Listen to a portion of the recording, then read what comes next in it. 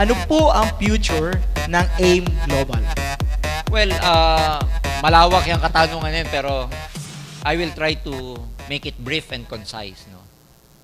8 years ago, ladies and gentlemen, nagsimula ang AIM, a Filipino-owned company, a never-heard company. And most giant companies were laughing at AIM Global because who would ever thought, no? Sino ba si Doc Ed? Sino ba yan? Sino ba sila Francis Miguel? Sino ba sila John Asperin? And as you know, every time na may nagbubukas na networking naman, hindi halos pinaniniwalaan because ang trending, magsasara rin yan. Sasara din yan. Which is, hanggang ngayon, nangyayari sa mga nagbubukas na networking. Pag may nagbukas na networking ngayon, in fact, I was in Kawayan the other day, Isabela, bago yung BCO natin sa Kawayan. No? Yung BCO owner were telling me na paglipat nila ron, may katabi silang networking company na tinatawanan sila. Hindi ko nababanggitin ko no networking. No? Anong pangalan, sir? Tinatawanan sila na AIM Global, alam mo, ganito, ganyan. Kasi kukunti pa lang dahil kabubukas lang nung BCO natin sa Isabela, sa Kawayan. And apparently, alam mo naman yung mga leaders natin, baliw. So nagsimula ng konti sa Kawayan hanggang lumaki. Now, ang nangyari, when I visited the office, BCO, tinuturo nila sa akin, Sir, dati dyan yung office nung nagtatawa sa atin. In 4 months, nagsara po ang opisina nila rito. Hindi ko nababanggitin, pero yun yung sumunod na version ng Fern C. Fern B. Hindi, Fern D. may I sa una. Ayan. Ano yan? Fern C. Ayan. So, Fern. nakuha niyo ibig sabihin, okay? So, we're not trying to put down other companies. Hindi natin intention yun. What we are saying is this. 8 years ago, ganun din yung itsura ng AIM. Halos walang maniwala. Halos, Ang natatandaan ko, sir, Oo. ganito. Sino yung tatlong yan? Walang alam, okay, network leader yan. Pero walang alam sa management yan. Yun laging, walang alam sa management yan, paano nila papatakbuhin? Kasi mga networkers. Networkers daw. Now, fast forward tayo, who would ever thought na yung small-time company 8 years ago, never heard company 8 years ago, which is AIM Global, became the number 1 networking company right now in the whole Philippines. Yes. Number 1, in terms of sales, ibang klase pong benta natin. Although I'm not in the liberty to tell you our sales. Kasi strategic yung figure na yan. So hindi ako pwedeng mag-divulge. But we are telling you that napakalayo ng number 2 sa atin in terms of our sales. We are number 1 in terms of sales and we are also number 1 in terms of numbers of distributors.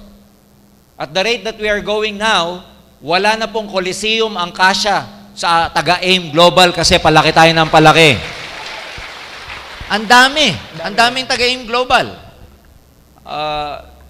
Also, we are number 1 in terms of the infrastructure kasi nga, at the rate that we are going right now, the other week, pinag-uusapan na po ng board of directors ng company, ng management, kung ano magiging itsura at saka kailan sisimulan yung building natin because in 2 years, ang gusto natin, tapos na ang headquarters natin sa Ortigas.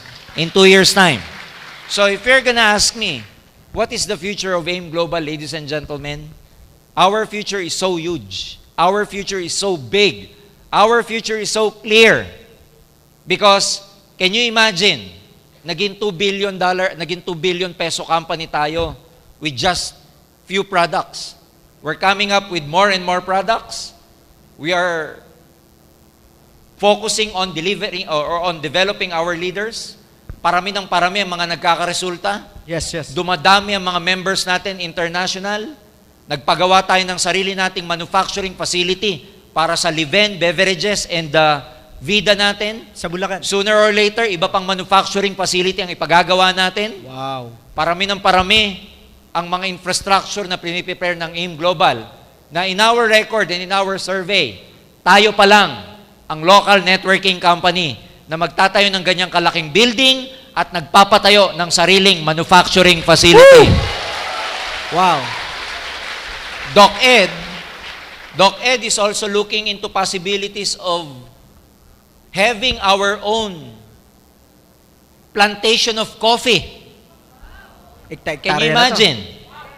So, para nang sa ganun, nag-manufacture ka ng kape, may manufacturing tayo ng kape, binibili pa natin yung beans. Oo. Sa concept ni Doc Ed, what if, Bumili na lang tayo ng malaking farm. Farm.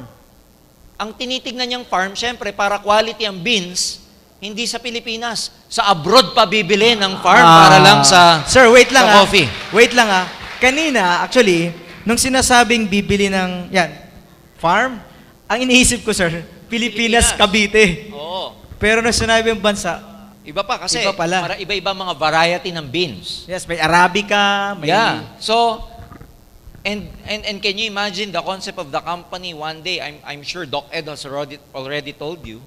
Ang expansion natin hindi lang sa marketing side, no? Hindi lang sa networking side. Ang expansion natin nasa production side, nasa infrastructure side.